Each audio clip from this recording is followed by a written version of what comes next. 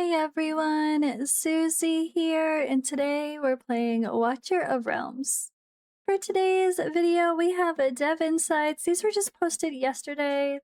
A little wall of text here that I will read so you don't have to. But also, we have a little event here that I want to call out in Discord. So it looks like there's a fun little social media survey thingy or game, mini game, however you want to call it. But within this, you can enter in the channel, show your results, and 10 participants will get 880 diamonds each. So that's 1 10 pull for free. So let's take a look at this too.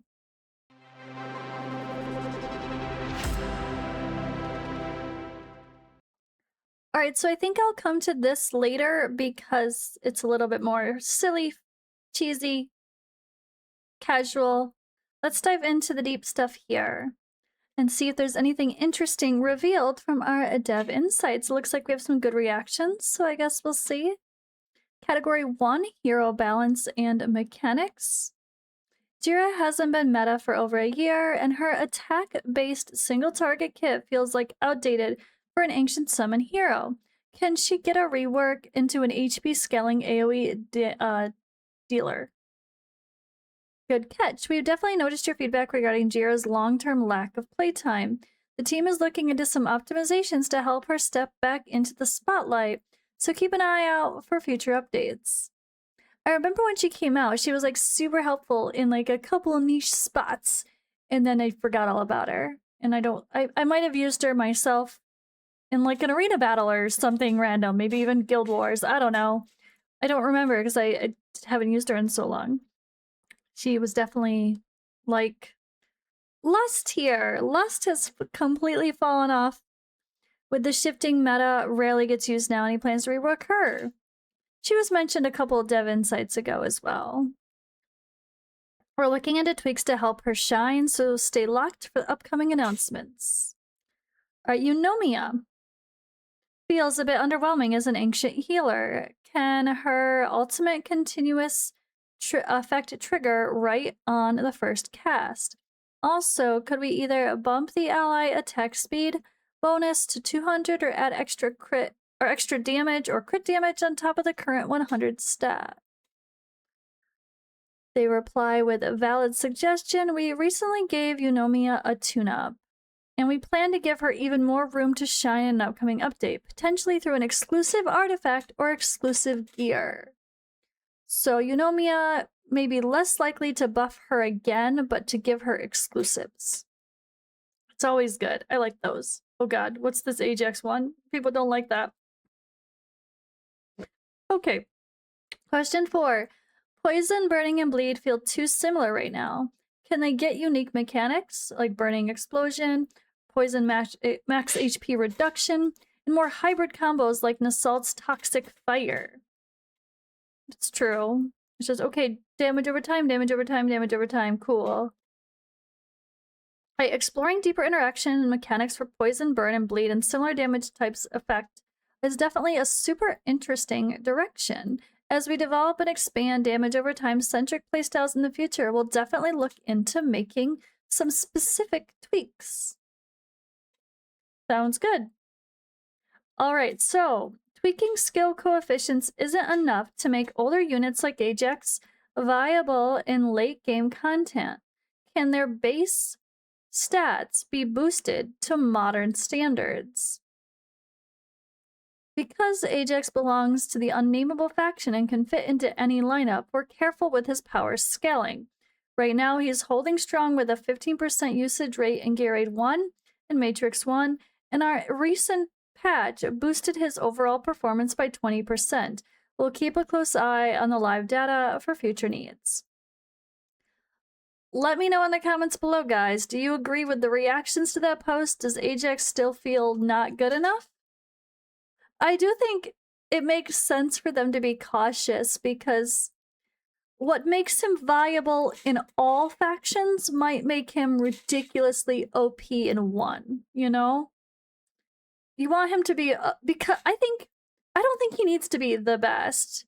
I know if it's supposed to feel special because he's the Lord category, because he can be in any faction, but that is what makes him special. Being able to use him with anybody and in any faction trial, that is what makes him special.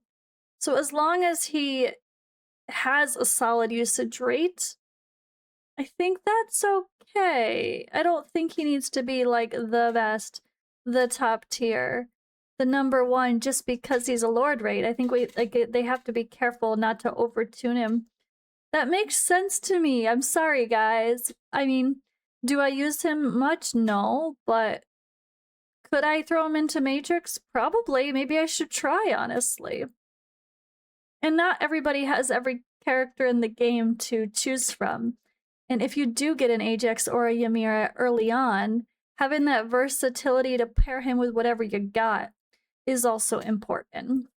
So I don't mind him being not in the best meta teams because he has versatility. But that's me. That's my thought process. Let me know what you guys think. Okay, category 2, progression in item customization. So question 6, why can't we use evolution gems to upgrade tier 1 gear to the Undying Savage set like other sets? Can you open up this evolution path?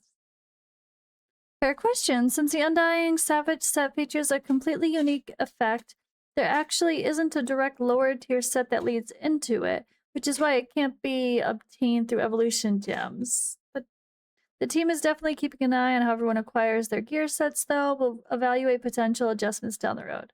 Okay, I think that's a terrible answer. The other one I understand, this one no. Who gives a crap what other set it's similar to? Just good enough. Is it a supportive set, defensive set, damage dealing set? Just put it with whatever the hell one it's near. Sorta, kinda, not really. It doesn't have to be like, you just put it with the other, you know, that are somewhat similar. Even if it's its own unique thing, it's a general category of some extent. And even if it's not, just put it with the ones that are having the least amount of other options. I don't know, but you don't have to put it like, this is a defense and HP set, and then this is a better version of it. It doesn't need to be that direct.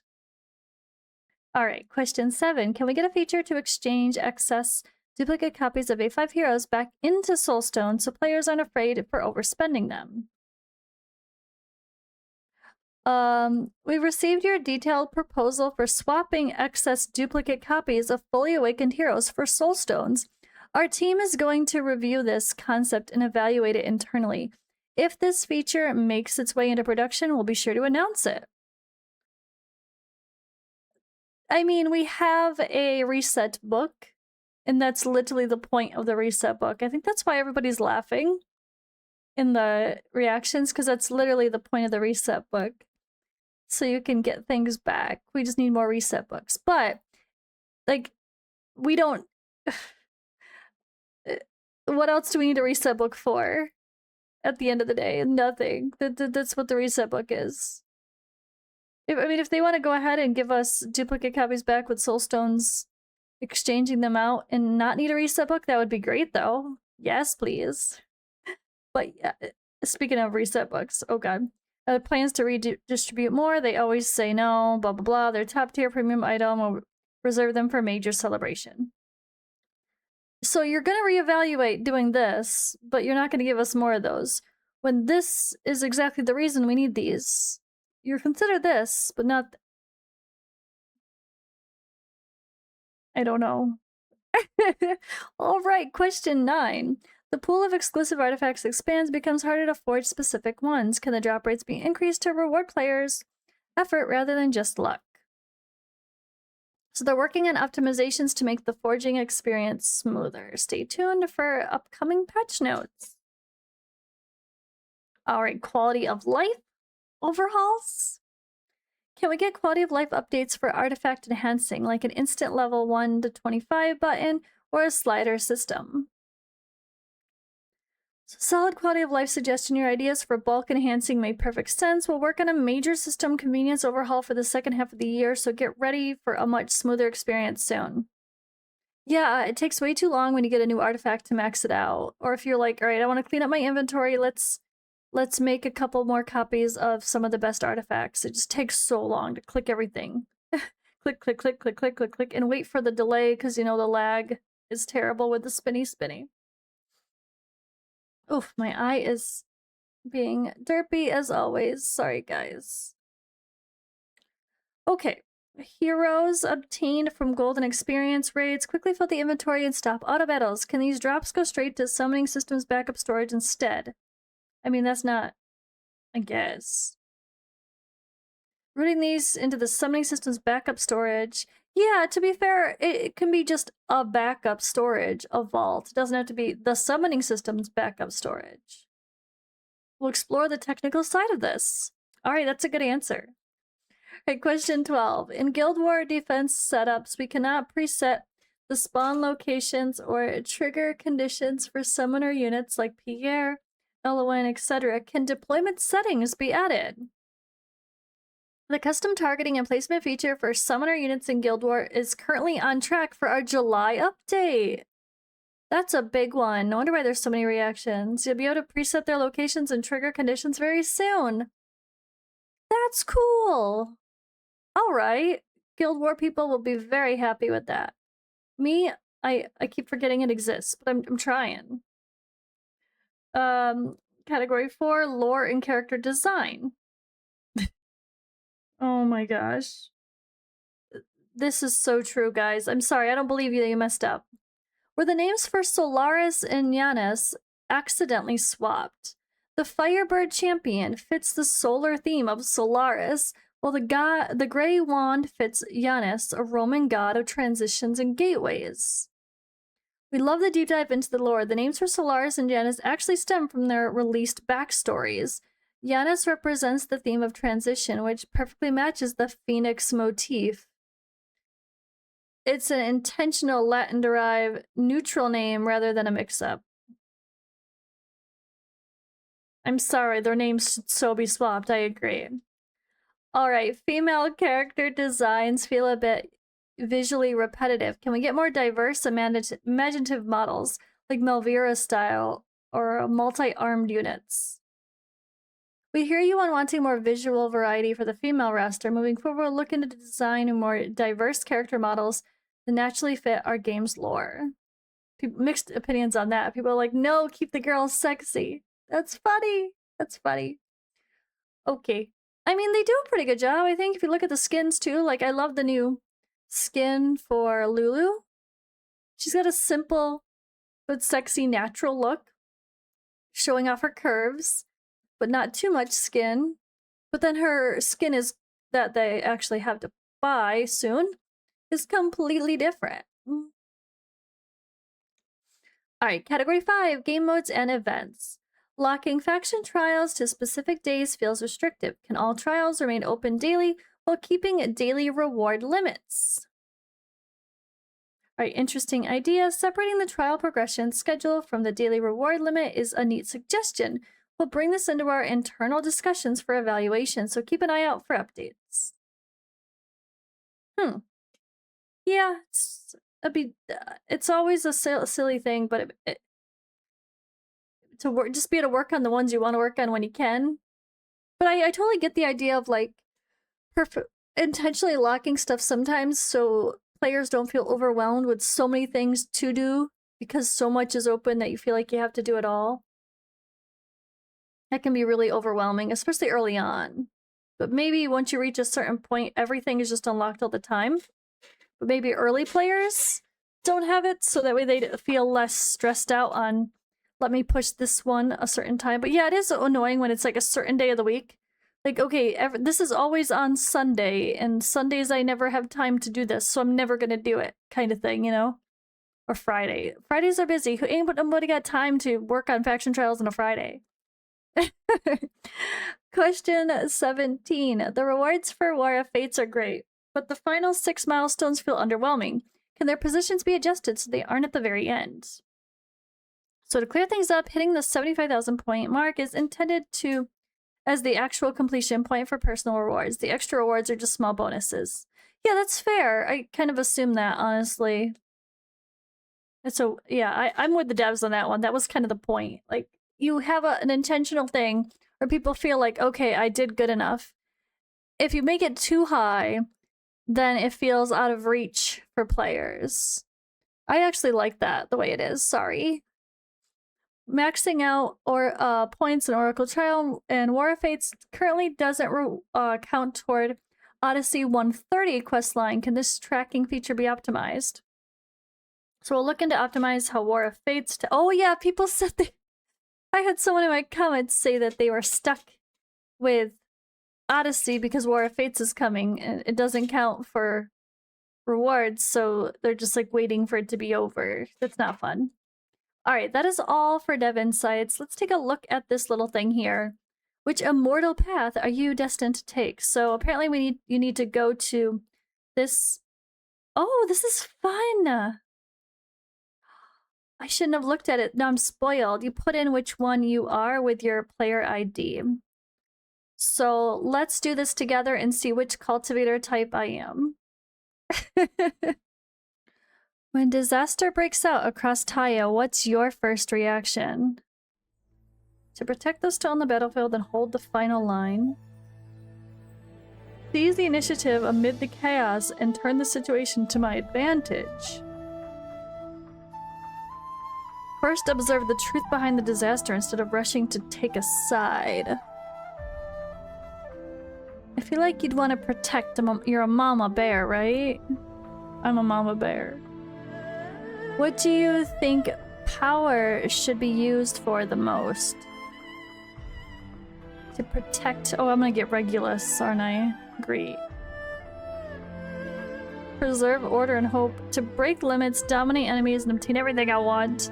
Explore the unknown and understand the world rather than be bound by good and evil. Ooh, I like that. If you obtained an ancient cultivation power, what path would you choose? Okay, protect, protect, protect. This is definitely Regulus. Protect my companions and become someone they can trust. To use it to become stronger even if I must touch forbidden power. Join no side and seek the source of its power on my own. Ooh. I think I would just use it to help people. I'm definitely Regulus. What role would you most want to take in a team? Keep the team stable so everyone can advance safely. Find a key target, then deal with it the fastest way possible. Stand where pressure is greatest and take the risk for the team. Study the enemy's mechanics and uncover hidden patterns. Set the rules and tempo so the team doesn't fall into chaos. I like the idea of organizing. Alright, when facing a powerful enemy, what fighting style do you trust the most? Fight steadily and make sure the team doesn't fall apart first. Wait for the right opening and pierce through the key weakness in one strike. Face the enemy head on, and more dangerous it gets, the less I can retreat. Understand the skill mechanics first, then decide how to fight. Use control, seals, and rules to restrict the enemy's actions. Ooh. I feel like you have to understand the enemy first. Yeah. What kind of failure is hardest for you to accept? Failing because I did not protect my teammates well enough, having an opportunity but failing to land the decisive strike, failing because my will was not strong enough, failing because I did not understand the mechanics in advance, or failing because the team fell into chaos and no one followed the rules. That. If you had to choose a cultivation method, which would you prefer? Cultivate protective and guardian arts to keep my companions safer. Cultivate ultimate sword techniques and break through with precise attacks. Temper my body and will so I can withstand greater pressure. Study spells, elements, and ancient knowledge, or study talismans, seals, and laws of order. I feel like keeping people safe is still the goal. Safe and happy. What do you think a truly reliable, strong person should be? Someone who always stands in front of others in a crisis. Someone with a clear goal and decisive action and no wasted opportunities. Someone who does not fear hardship and rises strong under pressure. Someone who thinks clearly and is not swayed by appearances or emotions. Someone with principles and boundaries who also dares to make judgment. Kinda like that. If Taya needed you to take on a mission, what would you choose? Guard the final line of defense. Become the blade that cuts through the darkness. Endure until the end through snowstorms and war. Uncover the secrets behind an ancient power. Or seal chaos and order with order and talismans. I kind of like the idea of the... See, yeah, I kind of lean toward this way sometimes too. Hey, I'm Orin. Talisman Cultivator. Order, discipline, and judgment. I'm a talisman cultivator. I bring order to what feels uncertain. I like it. Watcher of realms. Alright guys, I guess that's it for this video. Let me know what you think of those dev insights. Any of those hero buff suggestions stick out to you? And which cultivator type did you get? Let me know in the comments below. Be sure to head into the Discord channel and submit yours if you want to enter for the giveaway. And I will see you in the next video.